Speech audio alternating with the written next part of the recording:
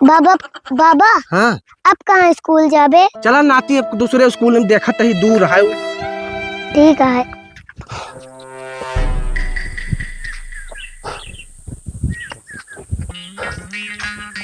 कहो काका। हाँ भैया का लागी खुश रहा। कहाँ आज हरे घूमता हो काका? अरे आवा नहीं प्राइमरिया में यही नतीवा का एडमिशन करावे के रहा है। हाँ हाँ तो पता लागी प्राइमरी बंद हो गए। हाँ हाँ एक तो सुनी है। अब 10 किलोमीटर दूर प्राइमरी है, वो हम कहा था ले जा एडमिशन करावा। ये तो बड़ा दिक्कत है काका। अब दिक्कत का भैया घोल करियो का है, जानता है दारू 1 किलोमीटर पे मिलता है और स्कूल 10 किलोमीटर पे। बतावा इस समय आए सही कहा। बताओ, अब लड़का पढ़ावे का हमें 10 किलोमीटर जाए पड़े, रोज आवे पड़े। सही है। समझता है? अब दारू ठेका लगे खोल दे हैं। बतावा समस्या है। चलता ही ठीक है और हाँ बढ़िया है सब। चला आशीर्वाद है पा लगे।